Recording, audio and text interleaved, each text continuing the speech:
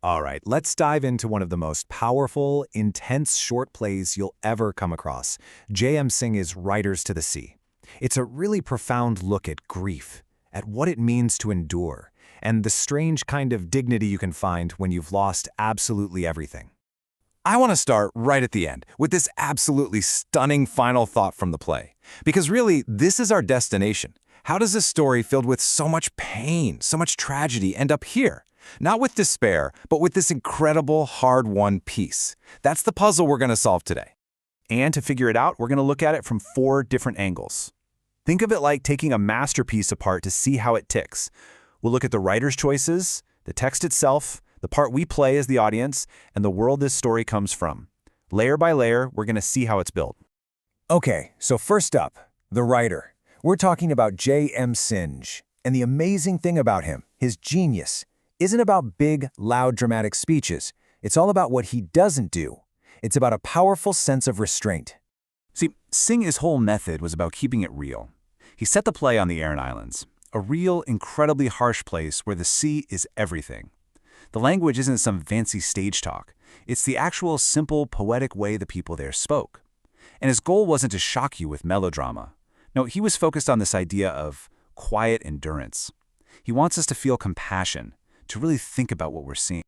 All right, let's move on to the text itself. The way Singh constructs this play is just incredible. It feels inescapable, like a tide you just can't stop. And that's because the setting, the sea, isn't just a backdrop here. You could honestly say it's the main character. And this right here is the absolute heart of it.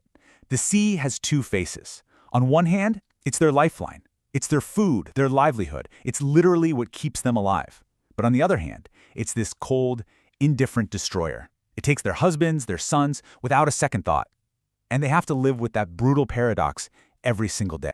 You see this relentless cycle in the life of the mother, Moria. I mean, the sea has already taken her husband. It's taken her other sons.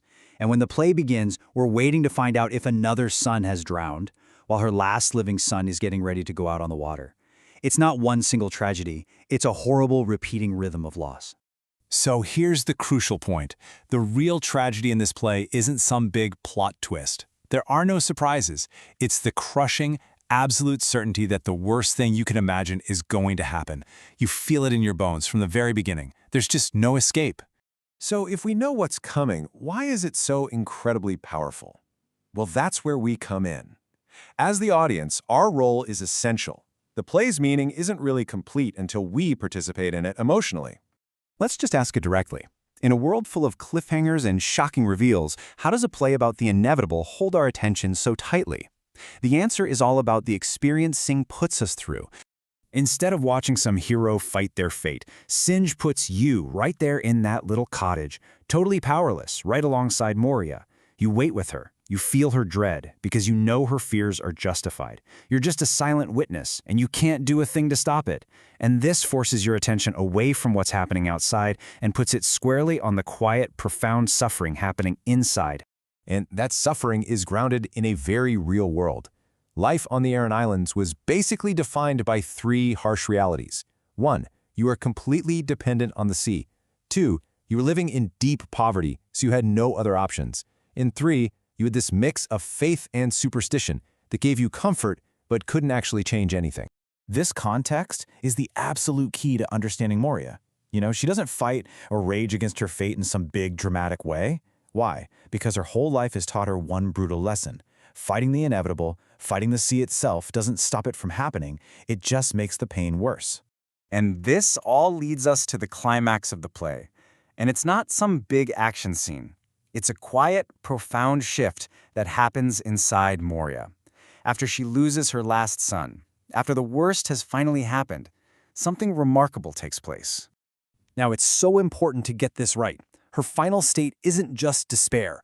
She isn't just giving up. No, she arrives at something you could call tragic wisdom.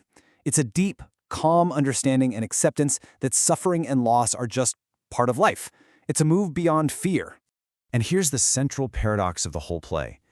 The sea has taken everything it could possibly take from her. And in doing so, it's lost all its power over her. There's nothing left to threaten her with, nothing left for her to lose. And in that total, absolute loss, she finds this strange, profound kind of freedom. So what Shinji does is completely redefine heroism for us. In this world, a hero isn't the one who wins the fight or conquers nature. The true hero is the one with the quiet, immense strength it takes just to endure, to survive emotionally, and to face the absolute worst with dignity. We're back where we started. But this line isn't just a sad quote anymore, is it? It's the destination of the entire journey. It's the wisdom that's earned through unimaginable suffering. When the source of all your fear is finally gone, what's left behind is an emptiness. It's a quiet, powerful dignity. The world of the Aran Islands might feel like a long time ago, but the question this play asks is universal. In our modern lives, we're always told to fight, to hustle, to never give up. This play asks us to consider the opposite. So, the thought I want to leave you with is this. Where in our own lives can we find strength and dignity, not in resistance, but in accepting the things we simply cannot change?